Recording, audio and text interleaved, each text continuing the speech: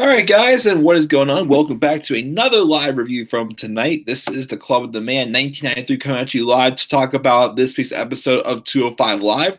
Like SmackDown last night, took place in Jacksonville, Florida, home of the Jacksonville Jaguars football team. Of course, as I got to get that out there as well. So we're going to go over the show as usual. There's two matches on the show tonight, but I thought both matches tonight really delivered. I thought some names who haven't really gotten the biggest spotlight yet got their moments to shine for sure against some of the bigger names on this roster for sure. Teasing of the backstage segments, what could be coming for World 205 Live, as well as also the little challenge that Buddy Murphy threw down at the end for an open challenge next week. Really interested me. I really wonder who's going to accept this open challenge for next week. Of course, but I'll name a few possibilities maybe whenever we get there. But yeah, pretty good show tonight from 205 Live for the most part, I felt. So again, from Jacksonville. So let's just get right into the show. So we open up, of course, always with Drake Maverick doing his usual thing.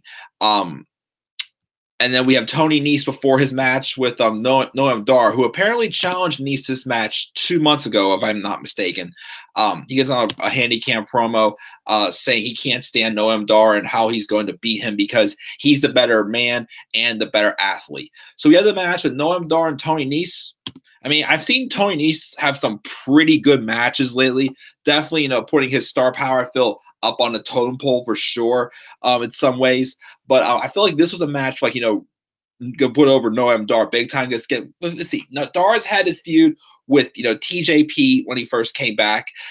He had a match with Leo Rush. So he kind of really hasn't really been pushed too much, though, ever since he came back on 205 Live. But that babyface character, they mentioned, he's realizing, you have to make mistakes to succeed pretty much. And that's like the babyface character is kind of basing off of, which I think is a good deal also. Again, he's had a few matches also on NXT UK as well. Hasn't really been seen that much lately, though. So I don't know if he's still going to be on NXT UK or if it was just, just the match with Pete Dunne and the match with Zach Gibson is it, unless he's still going to come back around for other work to do, which I think he should. Because definitely, right now I feel like he's not getting the biggest spotlight on 205 Live. So definitely see what he can bring to NXT UK also. But I thought this was a pretty good match from the start to beginning. At the beginning, towards the end of the match, Tony Nese tried to make a fool of Dar with a swinging backslide, but that did not work. There was a spot in the match where it was a huge hard hit running neck snap over the top rope into the moonsault and all that. There was a couple little airplane counters and whatnot, if you know what I mean, between Dar and Nese as well. But again, I thought Nese definitely looked dominant in the match, but again, Noam Dar seemed like to be like that underdog, having a great counters throughout the match. There was a rolling showtime from Nese that clips him up top. A fireman's carry, but Dar slipped out of it. Dar got the guillotine again and denies access to the ropes. Nese the Northern Lights to the counter. Still no. Again, kicking on Nese's leg out under him, hammering forearms. But referee Charles Robinson had to pull them off. But Nese slides low, pump handling the Michinoku driver. But first he was slow to capitalize, showing that, I want to give him more than just this. But because of he got a little overzealous and wanted to do more to him, it costed him as Nese dragged him over, but then Dar just snapped to action and did a victory roll up pin to get the win. And of course, afterwards, Nese just snaps like, what? There's no way, you couldn't have got me like that. That's just cheap and whatnot. Let's see here. Robbie, what's going on, man? He said, what's up, Mike? Remember almost 2 years ago when Noam Dar was in the Pointless storyline with Alicia Fox and her big-ass forehead was on the screen through FaceTime screen? Noam! Oh, my goodness. I hated that Noam Dar. I absolutely could not stand what they were doing to him, but definitely I'm enjoying this babyface character more. I feel, and in my opinion, again, he had the great match with Pete Dunne on the first episode of NXT UK, but I still feel this by far has been my favorite match for Noam Dar, in my opinion. The great victory by him and making Tony Nese look strong again. I've really been liking it ever since Murphy won that title. like Tony's being like his foil, well not his foil, but his training partner being like his partner and whatnot. I feel he's really benefit from that as well. So I feel definitely he's been being built a lot stronger than he was a year ago for sure on 205 Live. So we got that win. Afterwards, this is a little strange. We have Brian Kendrick reading us a letter from Akira Tozawa saying how Tozawa took an opportunity to compete in Japan ahead of the Rumble, and he'll fight for everyone who believes in him and beat Buddy Murphy. Kendrick said for his part, he still owes Akira for messing with him for so long. He's going to do what he can to make sure he wins the title. Like, all right, but I don't know. I'm still not digging. I mean, I liked how they kind of like gave Kendrick, he's not babyface, his old look back, but still not quite digging this babyface character. I still feel like the heel character was more for him. And again, I still feel it should have been Gallagher turning face. So we'll see what happens. As far as Tozawa getting into the Fatal 4-Way, okay for something different, but being based on the fact that, they want the best cruiserweights in the world to be in this match, I didn't quite feel Tozawa quite hit like, the best cruiserweight in the world. I mean, he's good, don't get me wrong. I thought this match was good. I thought it wasn't bad. But I still don't feel Tozawa should have been in that match this time around. I don't know if they could put like Gulak or even, like Leo Rush in there, or even if, well, I know Ali's on SmackDown, but they wanted to throw him in there, or Cedric back in there. But of course, Cedric had a better role for tonight for him, putting over someone who does deserve to be in that match. So I'm still not completely crazy about having Akira Tozawa, though, in this match, though. But speaking of Drew Gulak, we did have him and Gallagher backstage talking to Drake Maverick. They bring these binders, creating a list of top cruiserweights for him to hire, and Drake says he'll read them and shakes their hands. And then Gulak tells him specifically to check out Wheeler Yuta before leaving. He's very good, apparently. And of course, Maverick says, "Sure, I'll look at it." But the second they walked away, he throws the binders away. So he's like, "I don't care what you guys think." But then in came Mike and his stunning wife. Again, I can't help but noticing how just good she looks in black. But anyways, Maria Kanellis comes in. And they start complaining about how they haven't how Mike Kanellis has not been used in 5 weeks, despite being on the road for 5 weeks, being away from their baby girl. But they're just wasting their time at this point. Maria says she knows you don't get anywhere in this business without a fight, and maybe they haven't picked the right fight. She hopes that these newcomers are willing to fight for opportunities as much as she is, pretty much. Which, again, as I said in my UK review, is Mike Kanellis also kind of going on the same path with like Cassius Ohno and Joseph Connors, how, these shiny new toys and whatnot. Again, I don't mind them using that storyline, but again, like, we're using it with too many people at the same time, so it could have been something else a little bit. But I still somewhat enjoy Mike Kanellis around 205 Live, with having like Maria Kanellis like kind of being like the one to do the dirty work, and then Mike Kanellis just does what he can. But Maria's the one who always stands out, which is, I feel, what again it should be with this pairing. So we'll see what direction they go with this pairing, next, and whoever comes in, the 205 Live will do next.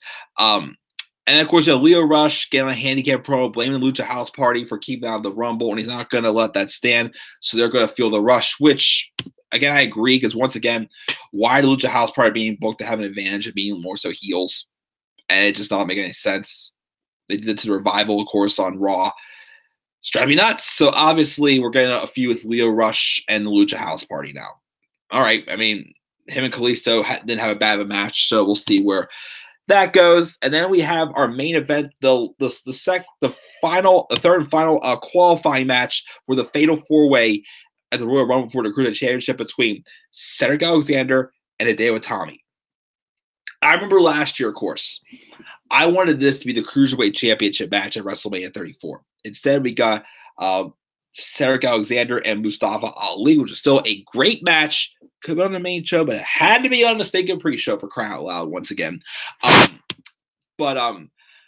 did have a title match back in July last year, which was good.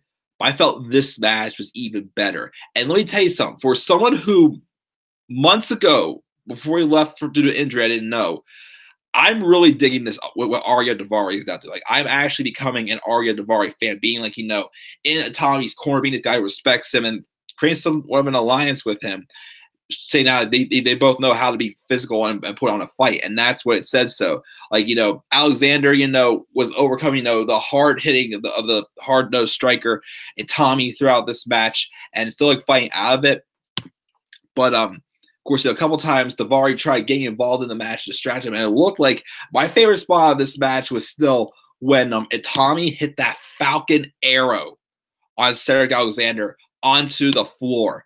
Actually, it was off the apron. It looked like it hurt like a son of a gun. Alexander got back inside the count, but then but we got a series of drop kicks from Itami. At first, he tried to hit his finisher, the inverted face lock drop into the single knee breaker, pretty much. But then he got out of it, hit a back fist. But then it did not work as Itami got him back down again, hit another drop kick, inverted face lock, roll through again into the single knee face breaker to get the victory. And Hideo Itami is the fourth and final member of the Fatal 4-Way at the Royal Rumble, which, again, should be a pretty interesting match with Murphy, Kalisto, Akira Tozawa, which, again, I'm still not the biggest fan of having him in this match. I don't think he's the again, with the story of being the four best in the world, I still don't see that being Tozawa. But Tommy definitely, I think, is worthy of being in this match. And, of course, with this wild card with him having Daivari next to him, maybe he could win it. Who knows? But after this, though, this interested me. Buddy Murphy's being interviewed backstage. He wanted to congratulate Tommy because after what he just did to Cedric, he might be one of the most dangerous strikers in WWE. As his challengers are talented, but they're sheep, and he's the wolf, hungry for competition, looking to become the greatest cruiserweight champion of all time.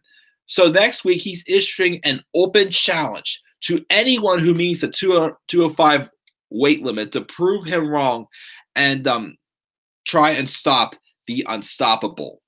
So it doesn't have to be anyone on 205 Live.